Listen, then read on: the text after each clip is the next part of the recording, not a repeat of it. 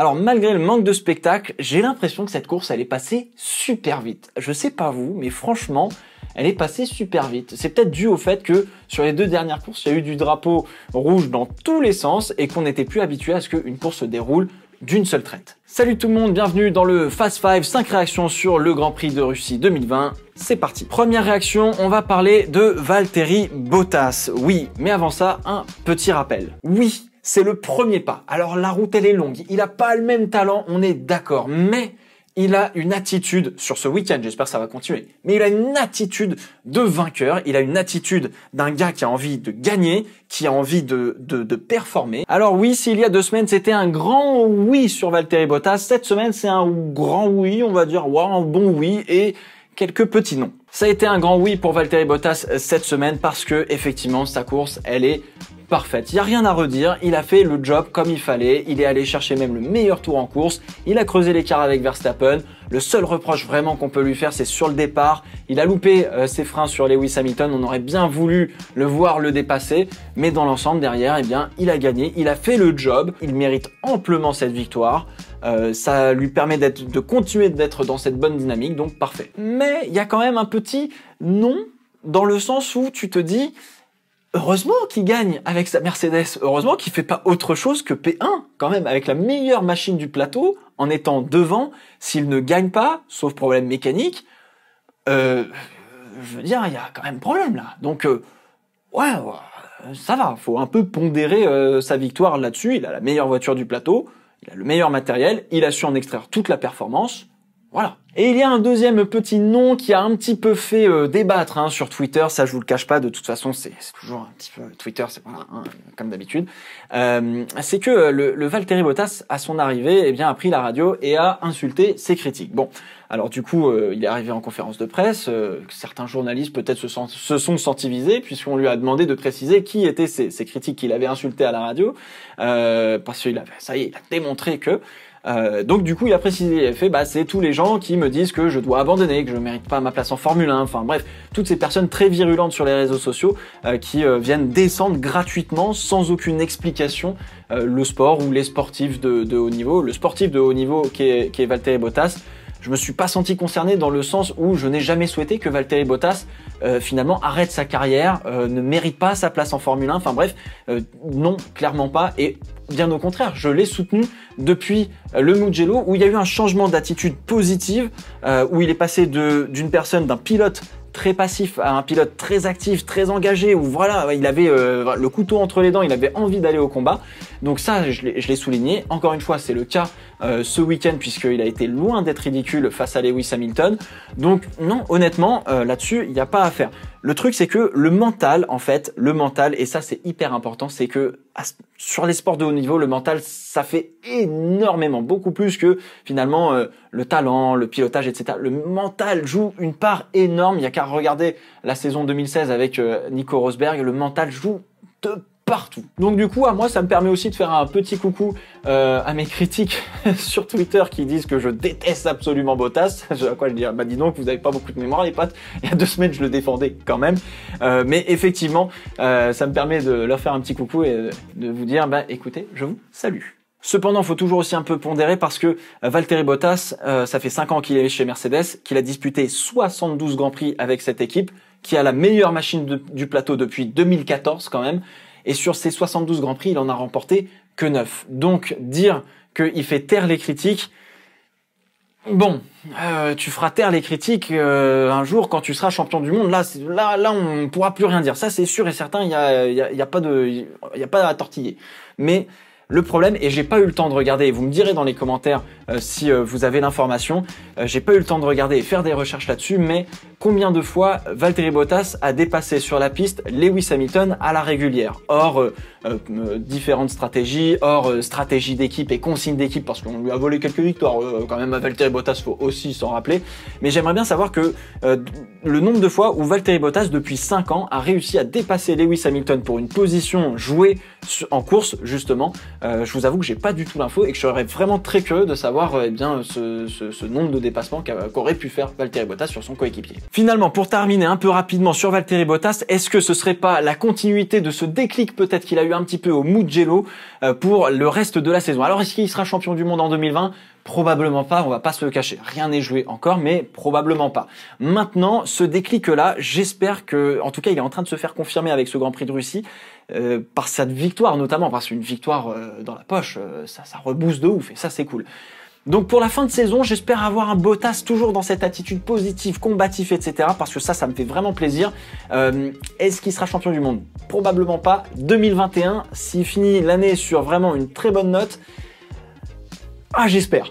J'espère qu'il nous fait une Nico Rosberg comme en 2016. J'espère qu'on aura un petit peu plus de belles batailles et de spectacles à l'avant en 2021. Mais bon, après, voilà, il y a encore du travail, hein. La route est longue. Deuxième réaction, on va parler du tracé de Sochi, en particulier de son virage 2, qui, pour certains pilotes, n'est pas existant. Voilà. Alors, Sainz s'est mis dans le mur tout seul dans ce virage 2 au départ, dans le sens où il a voulu, il a pas réussi à prendre le virage, il a voulu prendre l'échappatoire comme c'était indiqué par le briefing des pilotes et comme c'était indiqué par la FIA. Finalement, il s'est pris le mur direct tout seul comme un grand. J'ai une petite théorie, je sais pas si elle est confirmée ou pas, il a assumé son erreur, c'est une erreur qui est un peu bête malheureusement.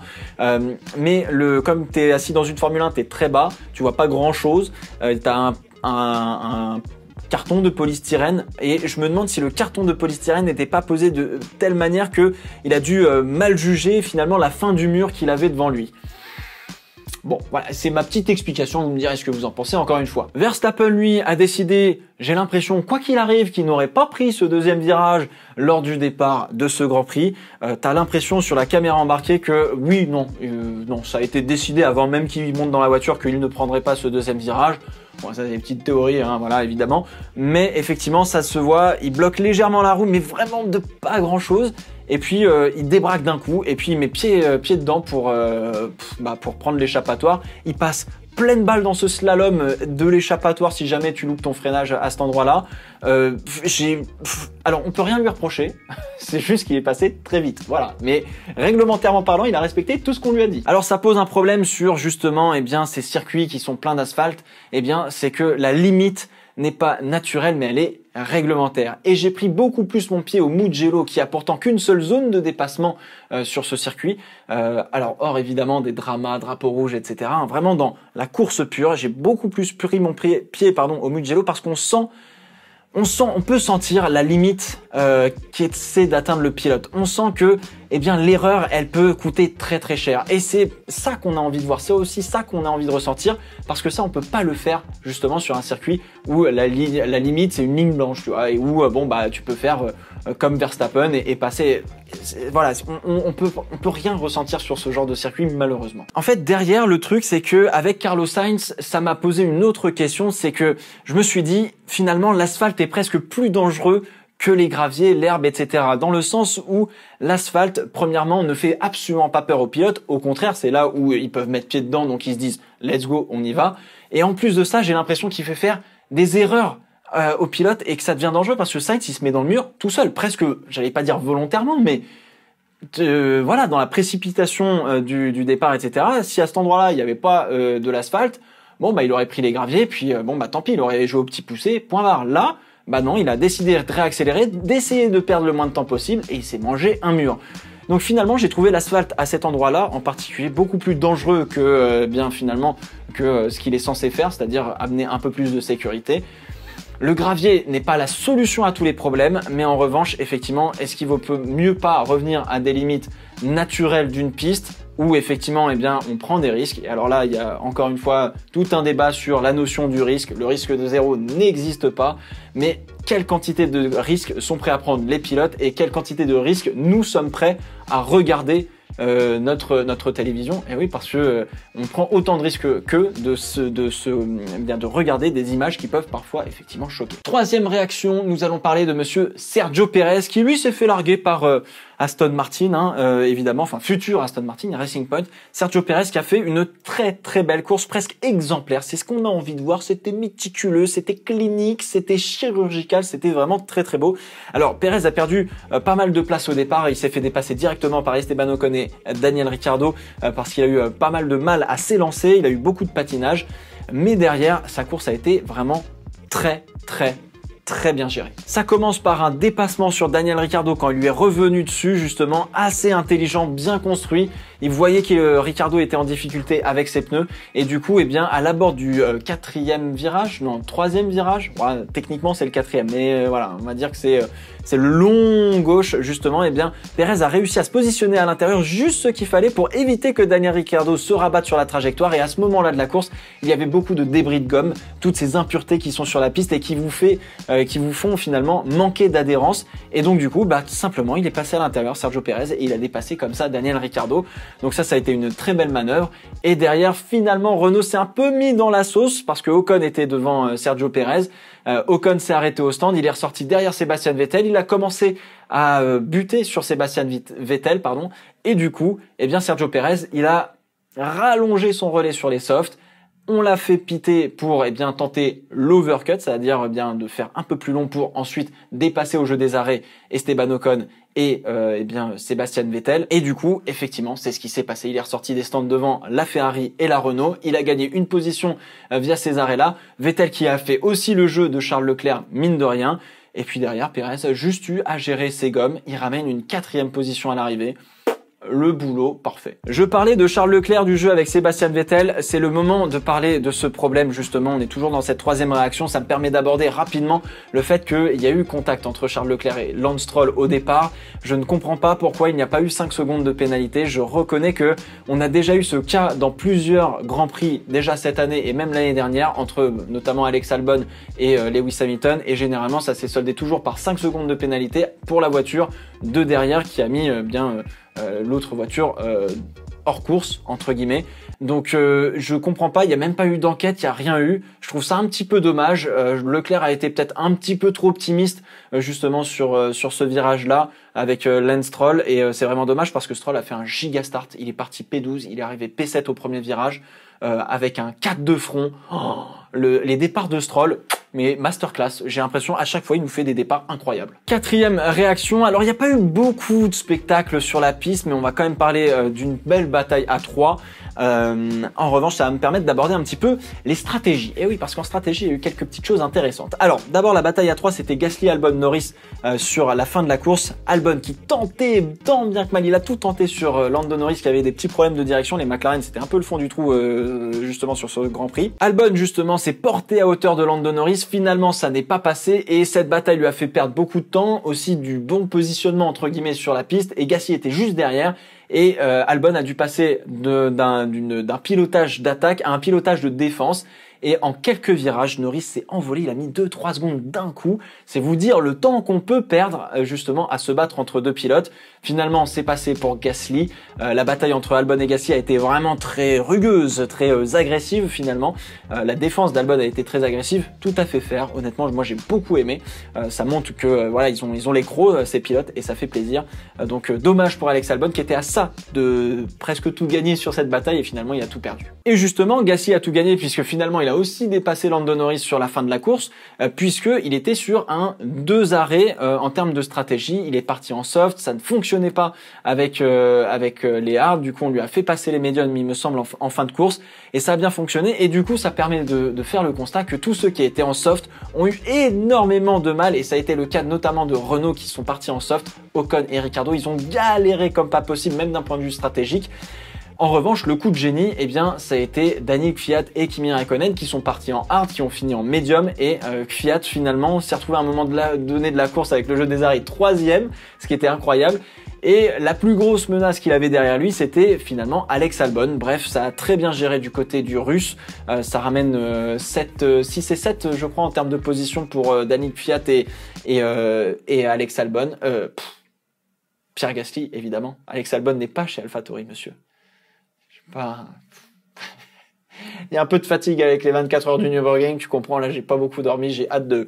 Voilà. 5e réaction, on est à peu près à moitié de championnat. 5e réaction, c'est sur justement cette 3e place du championnat et on va dire plutôt le championnat constructeur. Alors, McLaren a fait un 0 pointé ce week-end, ce qui permet à Racing Point et à Renault de revenir sur le talon des Anglais. On va voir comment ça va se passer, mais rien n'est joué pour cette 3e place, ça fait vraiment plaisir. Ferrari commence à lâcher un petit peu malheureusement.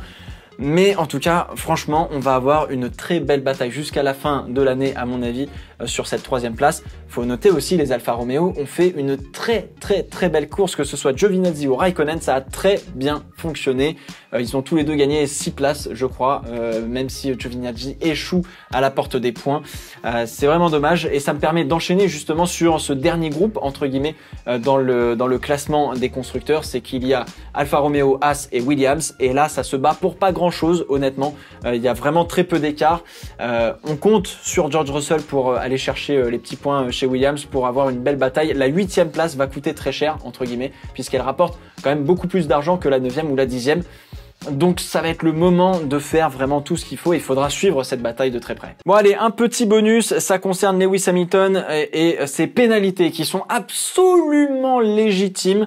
Ça a été la sauce pour le pilote britannique. Alors, faut savoir, on a un règlement basique, et après la direction de course sur chaque Grand Prix vous fait ce qu'on appelle un event note, où effectivement on donne les spécificités de ce qu'on a le droit de faire ou de ne pas faire, parce que les circuits sont pas tous les mêmes dans le monde et que voilà, il y a des petites adaptations, des petites précisions à donner aux pilotes. Et donc du coup, Lewis Hamilton a fait des tentatives de départ, comme c'est tout à fait autorisé de le faire sur chaque séance. Généralement pour s'entraîner à faire des départs, quand même c'est quand même pas mal, sauf que lui il les a fait à la sortie des stands. Alors c'est très clair, c'est très net, c'est marqué noir sur blanc ce que l'on a le droit de faire ou de ne pas faire. En fait il a fait ses tentatives de départ à côté de la piste, pour la simple et bonne raison que à cet endroit-là, il n'y avait pas de gomme déposée et donc c'était plus proche de ce qu'il y avait sur la grille de départ pour avoir le meilleur feeling, pour s'habituer au meilleur feeling, entre guillemets, avoir le feeling le plus proche de ce qu'il allait avoir. Sauf que c'est interdit. Là où il était positionné, c'est une voie de sortie des stands et c'est une voie où vous êtes censé être en accélération et le règlement stipule tout simplement que vous n'avez pas le droit de vous arrêter, sauf si vous avez une raison qui mérite justement que vous arrêtiez sur le bord de la piste. Par exemple, votre moteur vient de casser. Le problème, c'est que là où il les a fait, alors on peut dire si c'est dangereux, pas dangereux, ça reste quand même dangereux. Grosso modo, c'est comme si vous rentriez sur l'autoroute, voilà, dans votre voie d'insertion, et qu'il y avait un gars qui avait décidé de se mettre sur le côté pour essayer de faire un départ arrêté. C'est un peu dangereux. Encore une fois, ça a été précisé dans l'event note, c'est marqué noir sur blanc où est-ce qu'on doit faire notre practice start. C'est juste à la sortie de la voie des stands, après le feu justement qui vous indique que vous avez le droit de rentrer sur le circuit. C'est à cet endroit-là que vous devez faire votre départ, entre guillemets, que vous avez le droit d'essayer de faire un départ.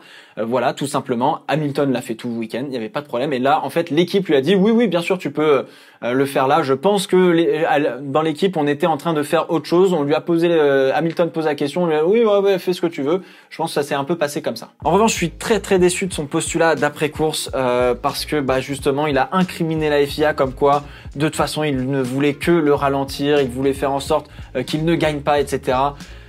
Avec des espèces de théories du complot. Enfin, franchement, je trouve ça vraiment très dommage parce que sur l'event note que lui reçoit, qu'il doit lire d'ailleurs, c'est marqué noir sur blanc où tu as le droit de faire ton practice start. C'est à l'équipe justement de ne pas dire à Hamilton, ou de dire à Hamilton qu'il n'a pas le droit de faire le start là où il a envie de le faire. Bref, donc du coup, pas de points retirés sur sa super licence, mais 25 000 € d'amende pour l'équipe.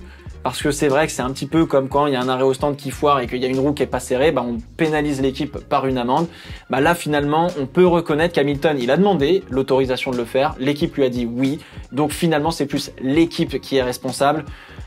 25 000 € d'amende, voilà. L'affaire est close, c'est terminé, tranquille. Voilà, c'est tout pour ce Fast 5, j'espère qu'il vous a plu. N'hésitez pas non plus à réagir dans les commentaires. Évidemment, on se retrouve dans 2 semaines pour le Grand Prix du Nürburgring, parce que là, il risque peut-être de pleuvoir, voire de neiger. Bref, portez-vous bien. Ciao, ciao.